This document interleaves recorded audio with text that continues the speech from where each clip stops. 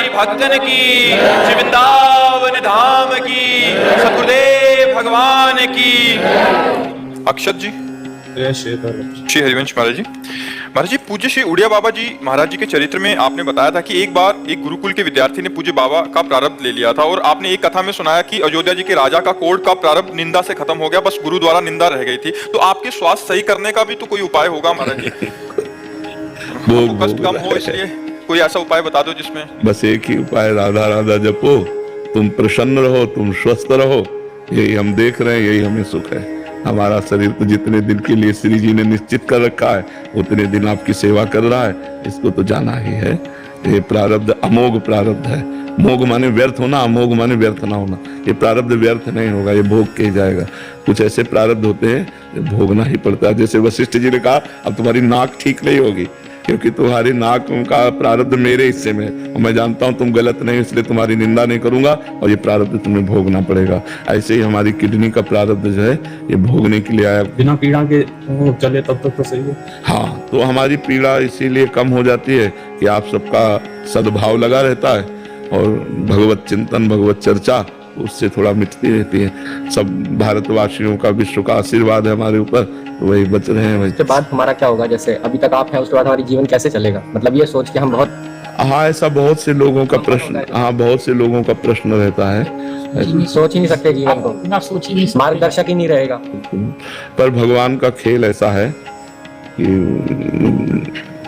सृजन, पालन और संहार वो समान रूप से करते रहते हैं। सृजन, पालन और संहार समान रूप से करते। भगवान का खेल है, अलग अलग खेल है।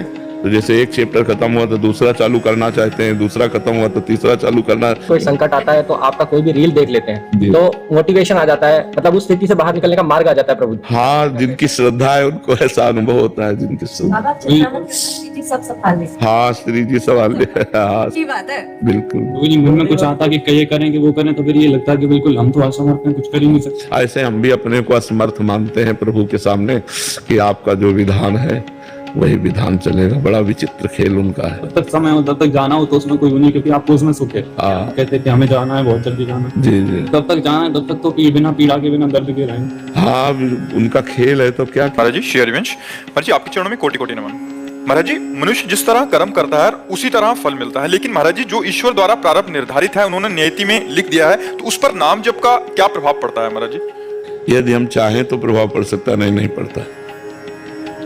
प्रारब्ध पर यदि हम चाहें, जैसे 1 लाख नाम जप किया और भगवान से प्रार्थना की कि मेरा जो आया हुआ अशुभ प्रारब्ध है या जो आने वाला अशुभ प्रारब्ध है वो नष्ट हो जाए, तो अगर साधारण भाषा में बता रहे हैं, अब 1 किलो प्रारब्ध है और 5 ग्राम भजन है तो वो कोई फर्क नहीं पड़ेगा। जब 1.25 किलो भजन हो जाए तो 1 किलो प्रारब्ध नष्ट हो जाएगा। वो भी आप संकल्प करेंगे तब।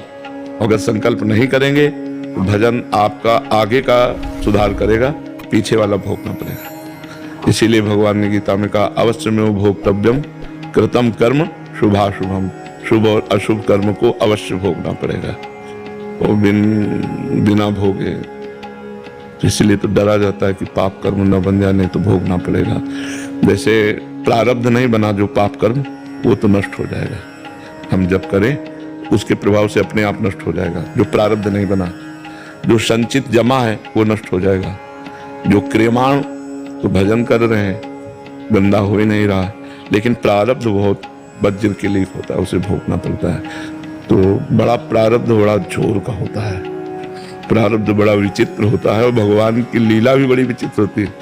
जैसे नामदेव जी की महिमा प्रकाशित हुई तो बादशाह प्रभावित हो गया और उसने रत्नों से जटा एक पलंग दिया, रत्नों से जटित पलंग, तो उन्होंने उसे नदी में फेंक दिया। तो बादशाह को लगा कि मेरी दी हुई भेंट का अपमान हुआ, तो उन्होंने आवेश में कहा पलंग निकाल के बाहर रखो। तो उन्होंने 100 पलंग निकाल दिए। वैसे सिद्ध पुरुष थे, कहा अपना पलंग जो चाहो ले लो। तो चरणों में गिरे, क्षमा मांगा। वही जब विट्ठल भगवान के दर्शन करने के लिए वहीं से जाए तो मन में आया कि बाहर जूते उतार देंगे तो कोई ले न जाए, और गमछा में जूते बांध लिए, कमर में कस लिए और वहां गए तो भूल गए अपने आप को ठाकुर जी के दर्शन करने, नाचने लगे तो गांठ ढीली पड़ी तो जूते गिरे, बड़ी पिटाई हुई कि वैष्णव होकर और तुम जूते कमर में बांध कर आए हो। अब आप इसमें क्या विचार करेंगे? जो आदमी रत्नों से जटित पलंग को फेंक देता है, वो अपने जूते ना चुरा के ले जाए इसलिए कमर में बांध लेते हैं। आप इस पर क्या बोलेंगे? उनको क्या जूते से प्रेम है? जब अगर ऐसा लोभ होता तो रत्न जटित क्यों फेंकते? रत्नों से जटित था। ये भगवान की लीला, इसमें बुद्धि काम नहीं करती। उनको पिटवाना है तो ऐसा करवा दिया, और पुजवाना है तो ऐसा करवा दिया। पुजवा रहे तो बादशाह से, और पिटवा रहे हैं तो मंदिर के अपने पार्षदों से पिटवा दिया। तो कुछ भगवान की ऐसी लीलाएं हैं जो बुद्धि से समझ में नहीं आती। बहुत विचित्र भगवान की माया है, बहुत विचित्र माया, मतलब बहुत विचित्र। हाँ, मतलब आप उसको पार ही नहीं पा सकते। एक संत भजन कर रहे हैं, माधवदास बाबा नाम था, जगन्नाथपुरी में। तो कई दिन से भोजन नहीं पाया और भजन में लगे थे। तो भगवान अपने भोजन की थाल वहां गए लेके, जगन्नाथ जी कहा बाबा भोजन पालो। तो उनका माला पूरा हो जाए, हम पालेंगे, तुम रख दो। तो रख के अंतर ध्यान हो गए। उन्होंने देखा स्वर्ण की थाल, सोचा कोई धनी मानी जन होगा, लाया होगा, खाया पिया और समुद्र में धो के कुटिया के बाहर रख दिया। अब वहां हुआ कि भोग की थाल गायब हो गई। तो किसी ने कहा माधवदास बाबा की कुटिया के बाहर थाल रखी। अब आए तो देखा तो उनका थाल चुराया और मार डंडे। अब इसमें क्या बुद्धि लड़ाओगे? अपने थाल का भोजन पवा रहे हैं और अपने ही पार्षदों से डंडा चलवा रहे हैं। ये दोनों काम करते हैं। ये अपने भक्तों को यश बढ़ा देते हैं, फिर पिटाई भी करवा देते हैं। पुजवाना और पिटवाना दोनों इनके काम बराबर चलते हैं। ऐसा क्यों करते हैं? एक शीशा है, जैसे उसे आप ऐसे कंकड़ मारो तो टूट जाएगा, लेकिन ठंडा गरम हो जाएगा। भगवान अपने भक्तों को बुलेट प्रूफ बना देते हैं कि उसके ऊपर संसार का कोई प्रभाव न पड़े, मान सम्मान का किसी भी तरह न पड़े। तो कुछ प्रारब्ध की लीलाएं होती हैं और कुछ भगवान की पर्सनल लीलाएं होती हैं, जिन लीलाओं में किसी की बुद्धि काम नहीं कर सकती। अब हमको चाहिए कि भगवान की शरण में होकर नाम जप करें और जो दुख सुख आवे उसे हम भोग लें, उसे भगवान का प्रसाद मानकर भोग लें। जानबूझकर हमसे कोई गलती ना होने पावे, बस ये बात है। और खूब नाम जप करें, ज्यादा इस पर विचार न करें, क्योंकि कोई निर्णय नहीं निकल सकता। नहीं, ऐसा क्यों? तो निर्णय नहीं निकल सकता। बहुत विचित्र है। एक दिन माधवदास बाबा से कहा जगन्नाथ जी ने कि बाबा राजा के बगीचे के कटहल पके हुए हैं, हमें खुशबू आती है, हमारा मन ललचाता है, चलोगे क्या? बोले चलो जय जय। तो भगवान ने बाउंड्री फांद करवा करके वो पेड़ के नीचे गए, बोले आप चढ़ो। तो उनका हम तो बूढ़े आदमी, महाराज आप पे चढ़ जाओ। बोले नहीं नहीं आप चढ़ो। बाबा को चढ़ा दिया और वो फल तोड़ के, पके हुए कटहल के कोए मीठे मीठे लगते हैं, तो तोड़कर बोले वाह वाह। अरे बोले जोर से मत बोलो, राज कर्मचारी लगे होंगे। और इतनी जोर से वाह वाह किया तो राज कर्मचारी दौड़ के आ गए। आप तो अंतर ध्यान हो गए, फंस गए बाबा। बाबा के डंडे चले। अब जब सुबह ले गए राजा के सामने, राजा ने देखा माधवदास बाबा साष्टांग दंडवत हुआ। उन्होंने राज कर्मचारियों को डांटा कि तुम्हारा दिमाग खराब, इतने सिद्ध पुरुष को तुम पकड़ के लाए। तो बोले महाराज लीला क्या है? तो उन्होंने बताया हमसे कह रहे थे जगन्नाथ जी कि आपके बगीचे के कोए बहुत अच्छे लगते हैं। उन्होंने पूरा बगीचा जगन्नाथ जी के नाम कर दिया। कोए आप खाए, बगीचा अपने नाम करवाया, डंडा से पिटवा दिया बाबा को। भगवान के ऐसे चरित्र हैं कि जिनका केवल भक्त ही अनुभव कर सकता है, दूसरे जान ही नहीं सकते, दूसरे समझ ही नहीं सकते। इसलिए भगवान की शरण में हो जाए और अपने को छोटा बच्चा मान ले। जैसे छोटे बच्चे के माँ दुलार करती पालन पोषण, तो करो सदा तिनके रखवारी, जिन बालक राखे मातारी, तो ही पार हो सकते। बड़ा कठिन है भगवान की माया से पार होना। पायल शर्मा जी जम्मू से। श्री हरिवंश महाराज जी, श्री जी हमसे अपार प्रेम करते हैं, फिर भी ये मन माया में भटकता है और गलत कर्मों से उन्हें आहत करता है। मैं अब भटकना नहीं चाहती, अनुकूलता हो या प्रतिकूलता हर परिस्थिति में चित्त श्री जी में लगा रहे, ऐसी प्रेम लक्षणा भक्ति चाहती हूँ। महाराज जी इसके लिए मुझे क्या करना पड़ेगा? या गुण साधन ते नहीं हुई, तुम्हारी कृपा पाओ कोई कोई। इसमें साधना नहीं, कृपा ही पूर्णता है।